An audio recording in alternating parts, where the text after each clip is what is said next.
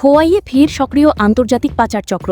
তবে এবারও তৎপর খোয়াই থানার পুলিশ ও সীমান্তরক্ষী বাহিনী বিএসএফের যৌথ অভিযানে বানচাল হল নদীপথে গবাদি পশু পাচারের ছক।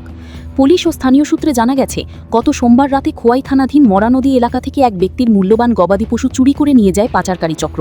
অভিযোগ, চোরেরা ভারত বাংলাদেশ সীমান্ত বরাবর বয়ে চলা খোয়াই নদীর জলপথ ব্যবহার করে পশুটিকে ওপার বাংলায় পাচারের চেষ্টা চালায়।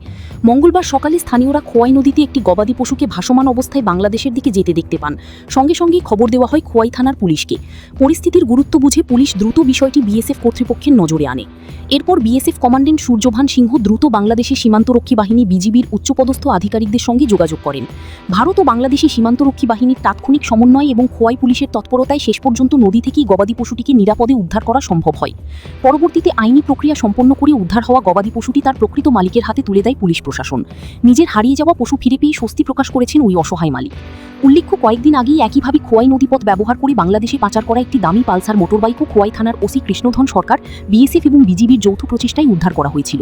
ফির একই ধরনের ঘটনায় চোরাই গবাদি পশু উদ্ধারের মধ্য দিয়ে সীমান্ত নিরাপত্তা ও আন্তর্জাতিক সমন্বয়ে খোয়াই পুলিশ ও বিএসএফের সাফল্য আরও একবার সামনে এলো।